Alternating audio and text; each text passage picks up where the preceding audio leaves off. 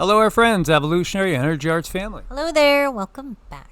Welcome back, guys. I want to invite you to check out evolutionaryenergyarts.com if you have not yet. Check out some testimonials for people that we've worked with throughout the years. A lot of different experiences we've had being able to help others, and that's really what we are completely geared towards. Again, Vedic astrology, energy work, biofield tuning, you name it, life coaching. We're here to help you guys, and hopefully, we could clarify some things. Indeed. We have a large dust storm. Okay, dust storm produces near zero visibility along I-70 during severe storms in Kansas. Just note how these things kind of flow. I just want to make a note of how certain news topics might seem to be totally not related at all, but in effect, they very well may be related. So we had a bad tornado outbreak. We also had these massive dust storms. We have very, very severe weather conditions over in Texas Panhandle, Oklahoma, and boy, the tornadoes were really severe up in Nebraska. And we also have these dust storms on I-70 in Kansas. In fact, we have over here thousands warned to stay inside across 3 different states. Affected areas. Air quality warnings were issued for New York City, Westchester, Rockland counties, Baltimore Metro. You have Northeast Maryland, and then you have Southern California's Coachella Valley and San Gorgonio Pass. The health risks, what are they? High levels of ozone and particle pollution can cause lung irritation, asthma flare-ups. Heart risks, eye, throat discomfort. Vulnerable groups includes children, older adults, and people with respiratory or heart conditions.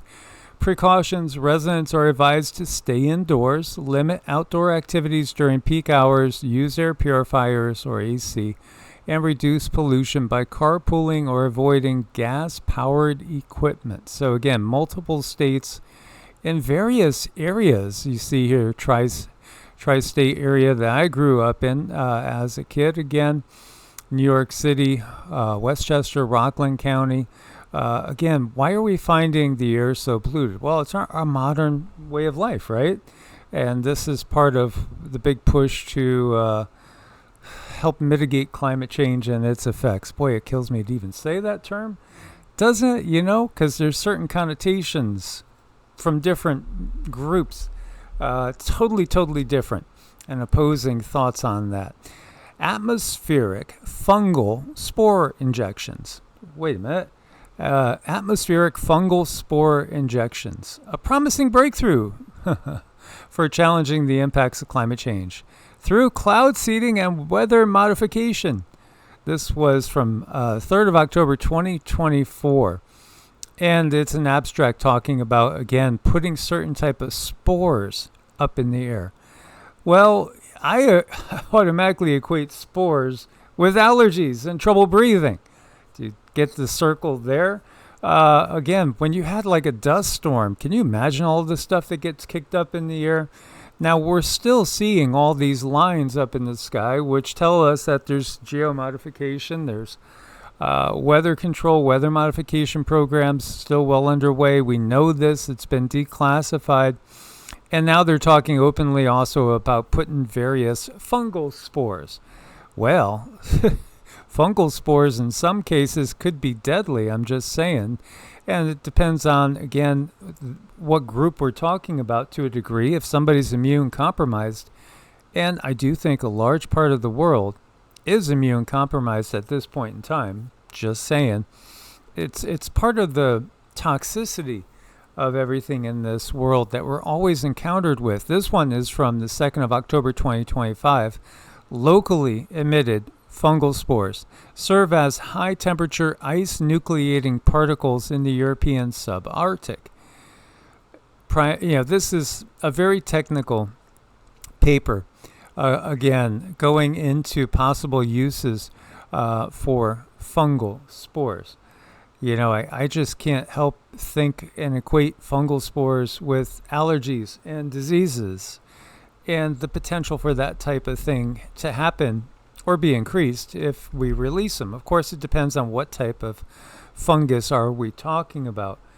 And at the same time, I don't know. I'm just not trusting any science anywhere at this point in time anymore. Well, no, and depending on how the fungus is made, what if somebody just accidentally does something wrong while they're making this fungus, and it turns into more of a mold issue. So many people suffer from mold illness. I mean, what if there's something is slightly tweaked? It just doesn't sound good. Yeah, mold can be very deadly. In fact, we've seen a lot of people with different types of fungus and compromised immune systems. They seem to go hand in hand. Then you have EPA Chief Lee Zeldin confirming that dangerous chemicals, including sulfur dioxide, are being released into the sky for geoengineering. Health risks are real, environmental damage guaranteed. This is facts. This is just right here out in the open talking about this. You get how we're putting all that together. Then we think about the Hantavirus, which is, spread by rats, as so they say, primarily. And we have the WHO saying that the U.S.'s departure from the WHO could hinder hantavirus response, because the U.S. left the WHO in January to the applause of so many people. Really, I mean, people that really understand the bigger picture, in my mind. That's just my opinion. Again, all this is for entertainment purposes only. Whenever we do videos like this too, what happens is it takes the algorithm much longer to process. And what they're doing, in my opinion, is they're putting filters on to keep the video from being spread and seen far and wide. This is just what the AI algorithm has been programmed to do. That's just my hunch. I'm just saying.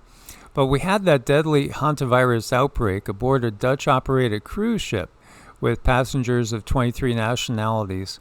It's precisely a type of public health crisis the WHO is designed to tackle, so they say. But the U.S. left the WHO in January after 78 years of membership.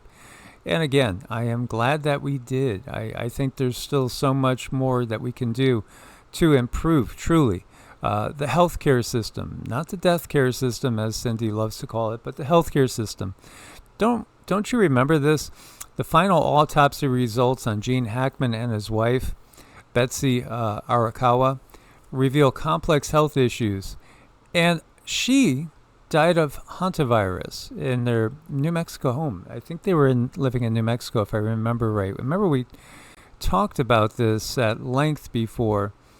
Myocardial infarctions present. Now that's talking about Gene Hackman, but she died of hantavirus. Isn't that really curious? Because we picked up that these were two people that were involved in one of those secret societies. Of course they were. Again, you don't get to be that level of success in the acting industry without being part of the old boy network, the good old boy network that exists. Meanwhile, when we look to China, you have historical flooding following heavy rainfall in just a few hours. This is what we're seeing everywhere. I mean, 19,000 people had to be evacuated. One person's dead. 2 are missing. Bridges are destroyed. It's what we're seeing is, all over the world. We just had 25 tornadoes in the central U.S. last night. That was a crazy, chaotic night. We have a state of disaster declared for Colorado as the sharp fire grows to over 28,000 acres.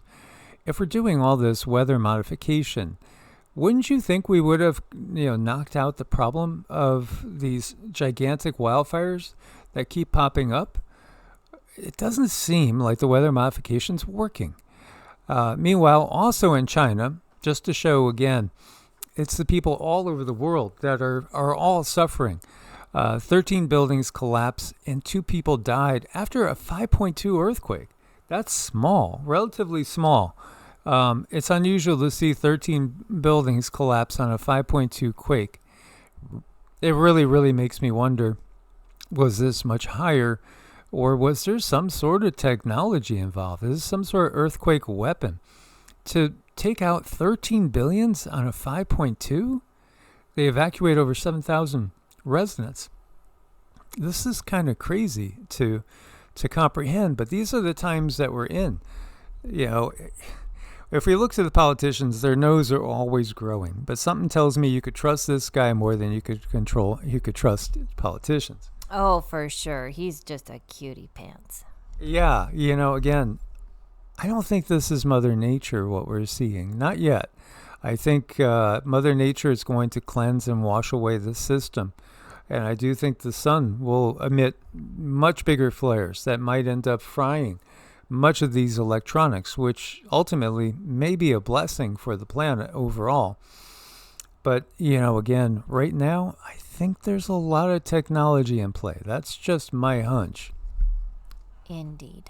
And thank you guys for your support. Thank you for those that are Patreons and members over on YT as well. Join us on EEARTS here. For our live shows, primarily will be more towards later afternoon or early evening, typically with the lives on EEARTS, and we're going to try to get into a good routine with more like the morning's video going up on evolutionary, and also regular stuff on Heart's Home. Of course, everything goes up on Patreon, and we want to thank you guys. Source bless and namaste. Namaste.